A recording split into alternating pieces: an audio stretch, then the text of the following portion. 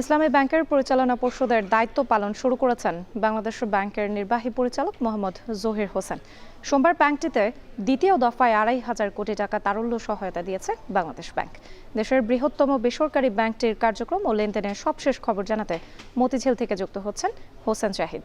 জাহিদ, ব্যাংকটির লেনদেন কি স্বাভাবিকভাবে চলছে কিনা এবং গ্রাহকরা কি বলছেন? রাত্রি ইসলামী ব্যাংকের লেনদেনে যে রাত্রি নেমে এসেছিল সেটির সংকট কেটেছে বলা চলবে না, তবে কিছুটা হলেও দ্বিধা দ্বন্দ্ব কিছুটা সংকট তুলনামূলক কমেছে, কেননা দ্বিতীয় দফায় আজকে আবারও ২৫০০ কোটি টাকা তারল্যের সাথে সেটি পেয়েছে।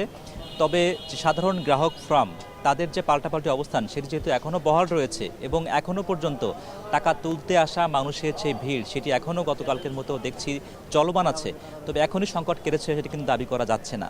তবে বর্তমানে যিনি দায়িত্ব পালন করছেন, অন্তর্বর্তীকালীন যে প্রশাসক দায়িত্ব পালন করছেন জহির হোসেন, তিনি কিছুক্ষণ আগেই গণমাধ্যমের সঙ্গে কথা বলছিলেন এবং তিনি জানিয়েছেন তার এই দায়িত্ব পালনের মধ্যেই এই সংকট পুরোপুরি উত্তরণ সম্ভব।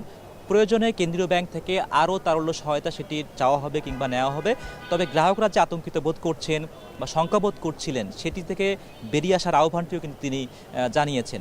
অপরদিকে পাল্টাপাল্টি যে সমাবেশটি হয়েছে কিংবা সংবাদ সম্মেলন হয়েছে সেখানে সাধারণ গ্রাহকরা বলছেন তাদের পক্ষ থেকে বলা হচ্ছে যে আসলে পূর্ণাঙ্গ যে পরিচালনা পর্ষদ সেটি যখন গঠন করা শেষ হবে এবং এই স্বাধীনভাবে কাজ করা শুরু করবে মালিকদের পক্ষ থেকে সেই পরিচালনা পর্ষদ, তখনই তাদের অবস্থান কর্মসূচি কিংবা এই আন্দোলনটি সেটি কিন্তু থামবে।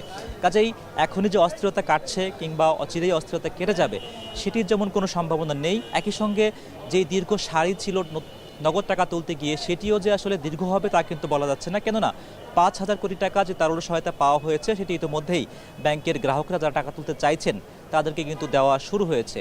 কাজেই কিছুটা সংকট কিছুটা সম্ভাবনা এ দুইয়ের মধ্যেই মূলত ইসলামী ব্যাংকের অবস্থানটি এই মুহূর্তে বিদ্যমান আছে এবং যেই সংকটটি মূলত মাসের শুরুতে শুরু হয়েছিল ১ তারিখ থেকেই মূলত আন্দোলন পাল্টা আন্দোলন কিংবা পুলিশের যে সকল বাধা তৈরি হয়েছিল, এখন হয়তো বা কিছুটা স্থিমিত হয়েছে, কিছুটা আলোচনার কেন্দ্র থেকে সরে গিয়েছে।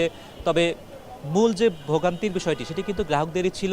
সেই ভোগান্তির জায়গা থেকে তুলনামূলক চিত্র দিয়ে উল্লেখ করতে চাই, সামান্যতম হলেও কেউ কেউ টাকা পাচ্ছেন এবং যেটি কোনো কোনো জায়গায় শাখায় পাওয়া যাচ্ছিল না, কোথাও কোথাও সংকট তৈরি হয়েছিল আসলে শাখাটি বন্ধ করে রাখা হবে কিনা কিংবা এই নগদ আদান প্রদানের জায়গাটি বন্ধ রাখা হবে কিনা, সেই সংকটের জায়গা থেকে কিছুটা হলেও কাটিয়ে উঠতে পারছে সেটি কিন্তু নজরে পড়ছে। এবং নতুন যিনি প্রশাসকের দায়িত্ব পেয়েছেন, যদিও তিনি সাময়িক সময় দায়িত্ব পালন করবেন, সেই পূর্ণাঙ্গ পরিচালনা পর্ষদের কাছে দায়িত্ব তিনি বুঝিয়ে দেবেন, তার আগ পর্যন্ত কতটুকু সংকট পুরোপুরি কেটে উঠবে তা কিন্তু সংশয় থেকেই যাচ্ছে। রাত্রি ইসলামী ব্যাংকের কার্যক্রম ও লেনদেনের সবশেষ খবর জানাতে আমাদের সঙ্গে যুক্ত ছিলেন হোসেন জাহিদ।